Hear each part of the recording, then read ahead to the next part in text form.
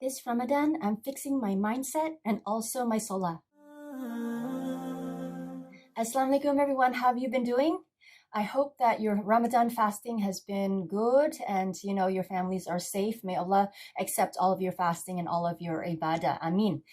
Okay, so I've taken a few weeks on break, and so I'm back now. And I really wanted to make this mid-Ramadan reflection video for you all. So what I'm talking about in this video is how I'm really training myself for the rest of the year.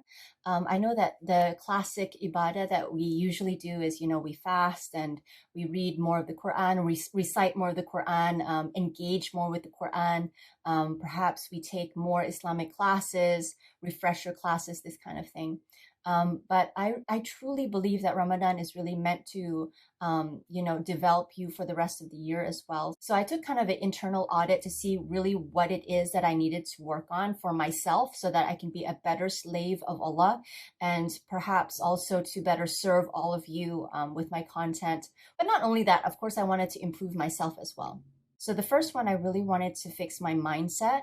To tell you the truth, I have a lot of self-sabotaging thoughts that sometimes, hold me back from things that I should be doing, I could be doing that could be of benefit to many people and also to myself. But it's self-sabotaging, like you're not good enough. This is a huge one for me that replays in my head. I mean, you wouldn't ever know, but I'm telling you that these kind of phrases come up in my mind, and I think that it comes up in your mind sometimes too, So I really wanted to clean up my mind so that I can be more productive. I can be sharper. I can also feel better about myself and have more self-confidence. And also, I had to learn affirmations. And affirmations, I think, is really tricky for Muslims because some of these affirmations, they just sound a lot like you're not trusting in Allah, or it sounds like shirk. Okay, so if you're someone who is in financial struggle and then you're writing this affirmation about money, right? About making money. So you write, I am rich, or I love money and money loves me. But then in the back of your mind, you're like, all risk comes from Allah. So is it okay for me to say those things? I love money, money loves me, I'm rich, all this kind of thing. It doesn't sound right, or it doesn't sound right to me. So I had to figure out, okay, how do I write these affirmations? So I figured out, like, for every affirmation or set of affirmations, I would have to activate one of Allah's beautiful names and then make it into like a mini dua. So for example, O Allah, Al-Razak, with you I am abundant. With you, I can make money. This kind of thing. Yeah, you're attaching yourself to Allah. You're not offending Him. You're not overstepping Him. You're acknowledging Him, but still you have a firm affirmation. Yeah, so that kind of took some time for me to figure out. Okay, now the second thing that I was so in need of fixing is my solah. And I don't mean that, I'm missing solah. No, I'm not missing solah. I'm praying solah on time. That part, the obligation part is Alhamdulillah. But what I am struggling with, and I've struggled with for some time now, is the khushu, right? And I think a lot of us have this, but for me, it's a little bit more than that because I am someone who actually struggled with really bad waswas. It was so bad. Really intense waswas, and it lasted for about 2 years. Alhamdulillah, the worst of it is over now. I've been over that period for maybe 3 years now, but when I was in it, oh my gosh, I was just heartbroken every single time that I would go in solah, and sometimes even wudu, because I don't know what it is. It's as though like you have momentary like amnesia. You don't remember anything. It's like you've just made wudu, and it's like, did I miss a step? And then, people with waswas, I really believe this, is someone who actually really wants to do a good job. Someone who is a perfectionist and they want to do the best level quality for Allah, that, shaitan can so easily go and just play around with you because of this characteristic of wanting to do the best, And so, yeah, there's that momentary amnesia where you really cannot remember. You cannot remember, did I wash my arms or not? How is Allah supposed to accept my salah if I didn't wash my arms? Because that's part of that's part of the wudu. So then you go back. And then you think that you finished and you think, okay, so my arms are wet. So I know that I did my arms, but did I wipe my head? And then you go back again. And then, the same thing with Sola, So Alhamdulillah, after 2 years of suffering like that, and I would even cry and cry, this simple thing, this beautiful thing that used to be so powerful, so simple, so sweet for me had become such a struggle, and I just couldn't figure out what's going on, and I couldn't get myself out of it. So I actually had to go and get intervention. I went to seek help from my sheikh. And this is how I got out of it. So I want to tell you guys how I got out of that situation. So if any of you are, struggling with waswas, this is something that you need to do.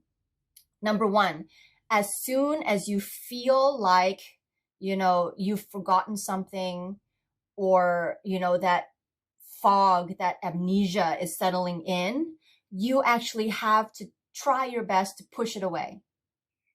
You have to ignore it. Basically, you have to ignore it. And what you say to Allah is, Ya Allah, I am suffering with this waswas.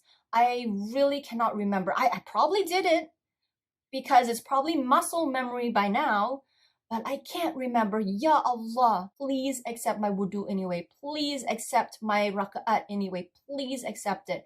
Because look, yes. You have to, do all of the steps to have a valid wudu, to have a valid solah. But the thing is that you're in a situation, he already knows that you're suffering. But the thing is that you need to acknowledge to him that you are suffering, and that the reason why you're suffering is because you're just trying to be perfect for him, and ask him to accept. Because that is the first step. Because if you cannot let go and you cannot ignore, you're not going to get out of it. And you are going to be in that pain for a very long time. And then you continue to finish the wudu, continue to finish your solah. Oh, and don't forget, if you're in solah and you're ignoring, don't forget that you also have that hadith where, when you feel like the shaitan is playing with you, you dry spit to your left. So this is my left. I know that the video is mirrored, but this is my left. So you would just turn to your left and dry spit like this. And that's supposed to also, release some of that tension, some of those whispers from the shaitan. So that will help as well. So that's 3 things. Okay. So ignore, just tell that voice to be quiet. Ignore it, make dua, and also don't forget to do the dry spitting. All right. So after some time, with Allah's help, because now you've acknowledged and asked him for his help, inshallah, it's going to get better. It's going to get better, and it's going to get better. And then one day you're going to stand up for Sola, and you're going to realize, oh my gosh, I remembered everything. And it is it's a really happy feeling. Yeah, so try that for the waswas. But now, this is really important for me to clean up also this Ramadan. Having a mindful solah that has khushu in it is something that we strive to have. And Alhamdulillah, I think that I've figured out how to do it for myself, how to develop myself. And so I want to share it with you as well. For the last maybe 2 weeks, I've been having the most amazing time offering solah. So this is what I do, and I hope that some of you will try it too, because this has been so life-changing, like I will never go back to the way that I prayed before after this. I mean, going from like literally forgetting if, I sat in between the 2 sujuds or not, or even this is me. Have I recited Al-Fatiha or not? I had these thoughts. And now, most of the time I can remember everything, and with firm conviction. It's amazing.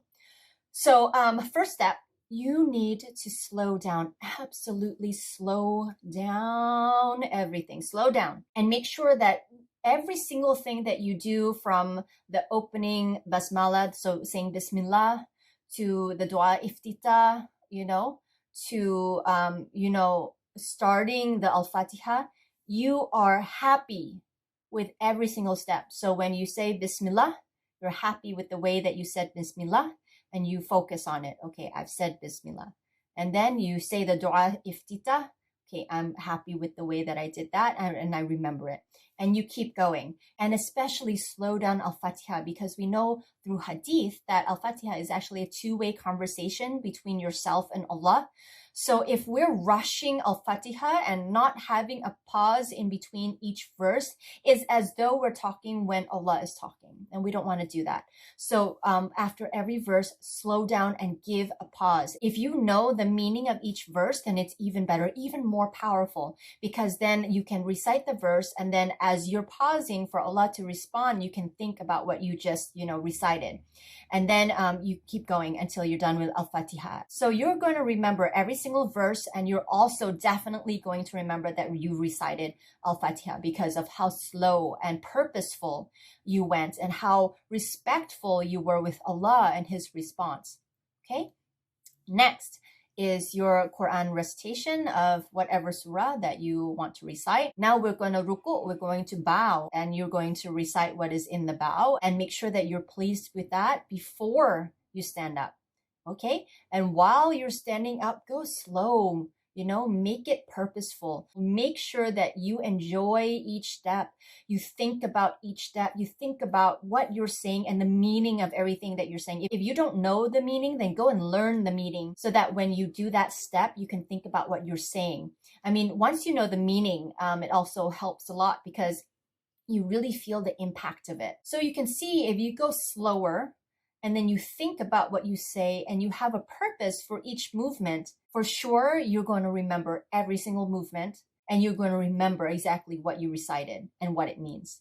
Okay? So that's what I've been doing. And mashallah, it has changed my life. So now moving forward, I have to make sure that once Ramadan leaves us, I make, time for my solah. Because now I know that it takes longer for me, right? Oh, the other tip that I have as you're, trying to be mindful and everything, whenever those thoughts come into your mind about, food, or if you have kids, then your kids, or your work. So when these thoughts come in of the dunya, you push them behind you and you make sure that you're facing Allah. And if you find that you stumble, basically, maybe you're in ruku'. So if these thoughts come in, pause, don't move to the next step yet. Push the thoughts behind you first, and then try to remember, did you already recite what you're supposed to recite in ruku'? If you can remember that you already have, then go to the next step. If you can't remember, you're still in ruku', So just say it again and then go to the next step. This will save you from having to add an extra rak'at at the end because you're fixing it right then and there, okay? Okay, I hope these tips are helping you guys because, like I said, it has been so life-changing for me. So I really wanted to share this with you guys. So that's what I'm doing this Ramadan for myself. And I hope that perhaps if any of you are going through the same thing, perhaps you can also take some of these lessons that I've learned for myself and also apply them to yourself. And if they do help you, please come back to this video and let me know if your solah has improved, or if your mindset has improved, because that would be amazing, and it would be a motivation for me as well to know that it has helped you. And I pray that for the rest of this Ramadan, it's going to be easy for you, and that you're able to do also lots of night worship on the last 10 nights of Ramadan, and also find Laylatul Qadr, of course. So yeah, I guess that's it. Do stay tuned for my end of Ramadan reflection, which will be posted on the 30th of Ramadan 2021. Until then, do take care. Whenever you break your fast, please drink lots and lots of water so that you don't get dehydrated. And I'll see you guys in the next video.